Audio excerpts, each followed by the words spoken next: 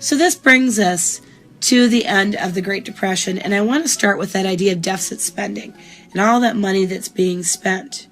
What does it mean? And what's going to happen when World War II kicks in? Okay, let's write some notes. The end of the Great Depression. Deficit spending increases. Towards the end of the New Deal, deficit spending increases. What is a deficit? Deficit is the difference between the money a federal government takes in and what it spends each year. When the amount of spending exceeds the level of income, there is a deficit, and the Treasury must borrow the money needed for the government to pay its bills. Now, the U.S. government usually does this by selling Treasury securities like T-bills, notes, securities, and saving bonds, and they get the public to pay into this. And this is what funds our deficit spending. Once again, I think looking at this graphic will help you think about it. Again, deficit spending is where your spending occurs and it exceeds the income you make. So you're always running in the red. Now, some people see the deficit as a big problem, something that's looming and could hurt you at any moment, like this political cartoon. Now remember that it's this deficit spending that really kind of set up and helped pay for all those programs that helped Americans. So why did the government deficit spend during the Great Depression? In a large part, this is due to the new economic ideas of John M. Keynes and Keynesian economics.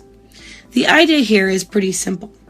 In times of economic duress or distress or bad times, the government should borrow money like this and spend it on public works, so that the money is used to stimulate the economy from the consumer to the producer.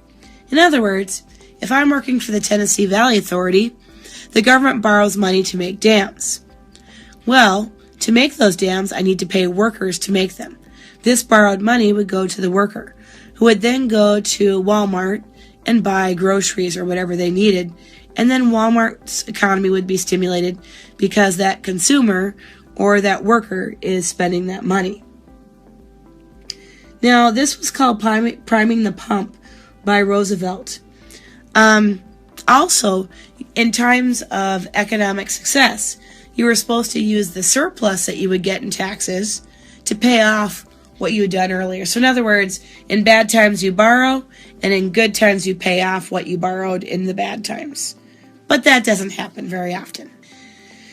Now, this plan is basically the opposite of Hoover's plan, which was a trickle-down plan that suggested you needed to give money to the producers in the form of loans so that it could gradually reach the consumers. Now, the pace of legislation began to slow in the late 1930s, and in part this has a lot to do with the upcoming war and all the tensions in Europe. People began to focus their attention there, and the pace of legislation is going to slow. By 1939, the New Deal is dead, and the U.S. economy is helped basically because World War II starts. It's icky, but it's true. Basically, Europe once again turns to the United States to supply needs like everything from tanks and airplanes and medical equipment to ammo and so on. So to supply their militaries, and because of all the bombing and going to work, they need American factories to be manufacturing these things and sharing them. So once again, American factories become the top producers in the world. Now, this is going to create millions of jobs in the United States. And when the United States finally goes to war in 1941, when we get 10 million in the military, that's 10 million people who aren't working in the workforce. However, that does mean we're going to have to worry about that at the end.